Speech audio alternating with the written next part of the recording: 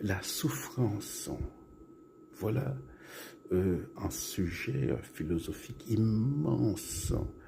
Donc, il faudra à un moment restreindre la question, mais voilà, on peut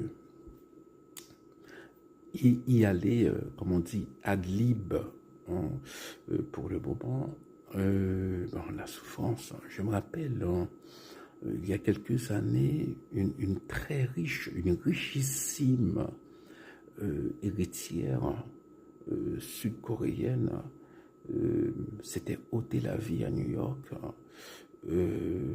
Voilà, elle était héritière de l'une des grosses, des très grosses compagnies coréennes.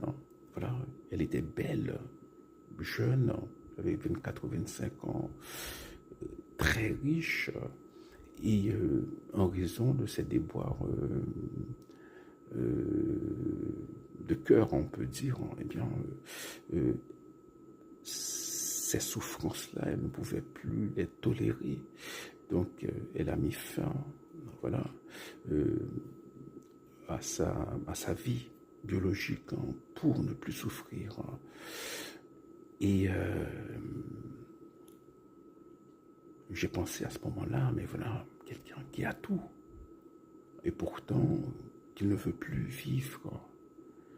Cela veut dire qu'il y a des choses, si on ne les a pas, même si voilà, on vit dans la plus grande ville du monde, on a un loft dans la plus grande ville, du monde, on a un chauffeur limousine disponible H24, et on n'aura jamais à bosser dans sa vie. Mais il y a des choses qui, si elles sont manquantes dans nos vies, par exemple l'amour, eh bien, cette vie est vide et peut pousser des gens à, voilà, à mettre fin à leur existence biologique. Et